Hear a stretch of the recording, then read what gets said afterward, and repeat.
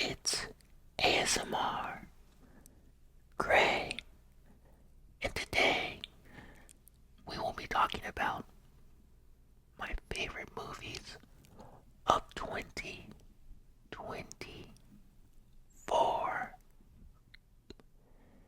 Now, there's a pretty long list to choose from, but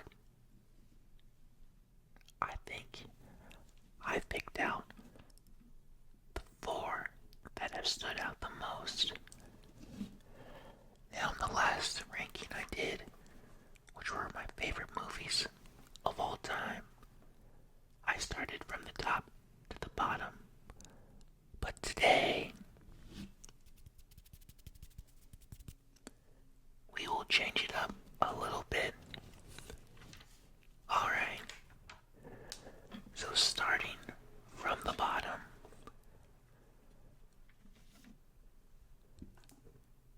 the fourth best movie I saw this year was, or last year I should say, was Despicable Me 4. Now, this movie for me gets almost just like an honorable mention because typically I'm not a big fan of like movies geared for kids for obvious reasons, but I decided to go and see this one on a whim, and within the first 2 minutes I was hooked. Pharrell sings the opening song, and combined with what Gru was doing, which was driving a super fast car, in conjunction with Pharrell's song in the background, I was hooked because it just looked so cool, and it looked like so much fun, and it was cool to see Gru become like this massive family man. You know, he's married, has stepchildren, has a kid with his wife, very beautiful. So, that gets my fourth spot. Alright, moving into the top three. And these were movies that I was almost anticipating and was really looking forward to seeing. So, the third best movie I saw of 2024 was Fly Me to the Moon. And this stars Scarlett Johansson as Kelly Jones and Channing Tatum as Cole Davis. Now, as the title suggests, this movie dealt with the moon landing of, I believe it's 1968, no, 1969. Hey, don't judge me. I had to really think about that for a second, but I'm pretty sure it's 1969.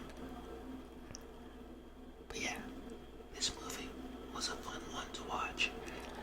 It holds a 65% on Rotten Tomatoes, which means it was pretty fairly liked. And the reason why I love this movie so much is because it just created such a chill atmosphere. When I was thinking of the best word to describe it, I honestly just kept coming back to chill, because it's one of those movies that you'll see and it just feels good to watch. It's the epitome of a feel-good movie. So I'll read the overview of the movie. Sparks fly between a marketing executive and a NASA official as he makes preparations for the Apollo 11 moon landing. The film was directed by Greg Berlanti, and I highly recommend it. Great acting, great storyline, and hey, I mean, who doesn't like the moon? Alright.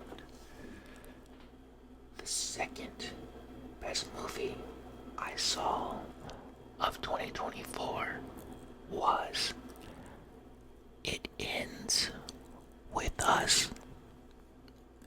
It Ends With Us. Now,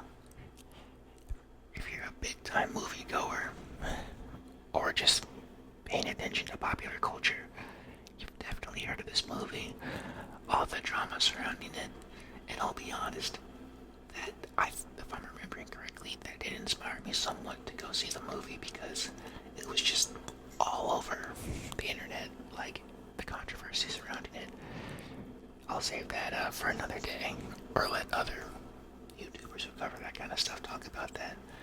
But in terms of the actual movie, the storyline was very good. It stars Blake Lively, Justin Baldoni, and someone named Brandon Sklinner, if I'm saying that right. And the reason why I'm mentioning the third person is mainly because in the movie his character's name is Atlas, and around this time I was looking to get a betta fish, which I did, and I ended up naming Atlas after I saw this movie because Atlas in the movie is essentially the good guy. He's the hero. So that name was the first name on my mind when I decided to buy a fish. And I wouldn't really talk about what the movie deals with, but I don't want to spoil it, and plus I don't like talking about negative stuff.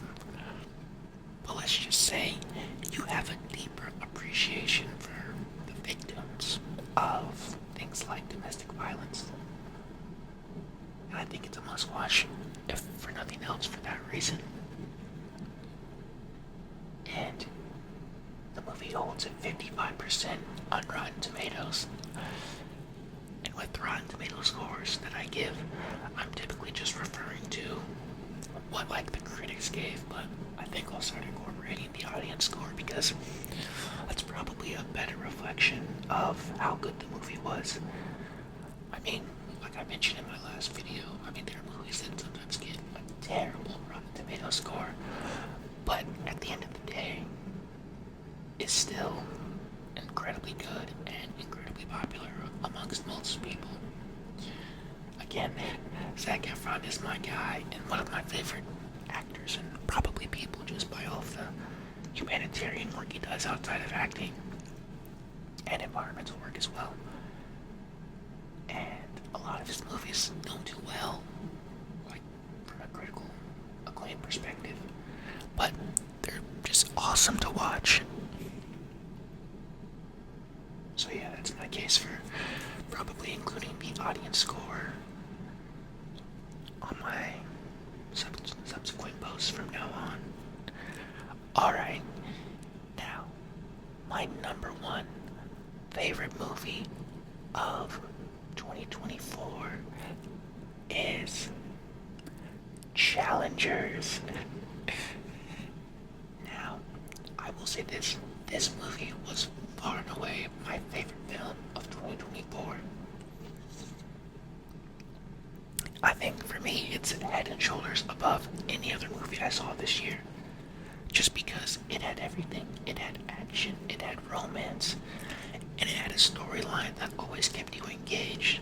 The director of this film, Luca Guadagnino, used this flashback method where we'd see the characters of Tashi, played by Zendaya, of Art Donaldson, played by Mike Faist, and of Patrick Swayze, played by Josh O'Connor. We saw Luca use this flashback method where we'd see these characters, when they're in their teenage years, and then we'd fast forward all the way to them now in their 30s. The movie was so well written that I honestly thought that this was based on a true story while I was watching, because it was just that good and that accurate, I think, in terms of what a tennis player goes to reach the top. And also, what's unique about this film is all of the hidden gems that are in it. So, in tennis, they have to do what's known as challenger events, and that's sort of how they make a name for themselves and make it, to Wimbledon, to the French Open, US Open, etc. And what's cool is, if we think of art, the initial first name A, Tashi T, and then Patrick B. Usually, like, these challenger circuits are known as ATP.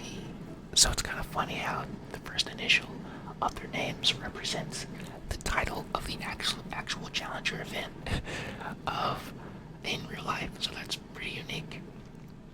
Now also, providing background. This film holds an 88% on Rotten Tomatoes, so critically acclaimed, and I can guarantee and corroborate from first-hand experience that most people enjoyed the film. And it's certainly not what you think when you first go and watch it, because you're thinking it's just a romance story between two people, but it legit is a love triangle. And some background on the actors. And we all know Zendaya, but interestingly, I wasn't too familiar with the other actors of this movie, Mike Faist and Josh O'Connor. And Mike Faist, what's crazy is he won a Grammy and an Emmy Award for his work on Dear Evan Hansen, and he was also nominated for a Tony Award, also for Dear Evan Hansen. That's incredible. It's always interesting learning about the backgrounds of these actors and seeing when they hit like the big stage or big screen, and we get to learn about them and just see how creative of an actor and artist they are. Because if I'm remembering correctly, the Dear Evan Hansen, yes, it was a movie, but Mike, when he was nominated and won some of these awards, it was actually for a play. So that's kind of cool. He's transitioned to film now, or at least, film to this magnitude, starting along Zendaya, who's like probably the it girl of my generation. Shout out to her and Tom Holland. Engaged. That's respect. That's pretty cool. And also, Josh O'Connor. Now, I remember seeing him a little bit. I know he's in The Crown, and that's what I remember him from the most. I've watched the first 2 seasons of The Crown, and I kind of saw him on, like, YouTube clips, because I'm still, like, somewhat interested in the show. But it's cool also seeing him on the big screen. Also, Josh O'Connor starred in 3 episodes of Peaky Blinders back in 2014. So, he's also been in some pretty major projects, and so it's cool seeing him make it to the big screen and star in such a global movie like Challengers. Alright. Those were my top 3, or top 4 I should say, favorite films of 2024. Man, the list was hard because I feel like there's always a hidden gem and always a hidden film, that's worth seeing. But for me, those 4 are the ones that stand out. And it's funny, when I think of these films, I just think about where I was during that time, because Challengers came out earlier in the year, Despicable Me 4 came out in the summer, and It Ends With Us came out in the fall. So it's always kind of funny looking back, like, oh, I saw this movie during this time, or during that time. Yeah, so that's pretty cool. Alright guys, that does it for this video. Please be sure to like and subscribe. And moving forward, of course, I'm going to continue on the movie topics, but I also want to expand into some, like, sports talk, mainly soccer, and maybe basketball. Ironically, I watch more football these days, American football, than basketball, but my football knowledge is pretty limited, so I'll leave that to the pros. Alright guys, that does it for this video, for real. I'll see you next time.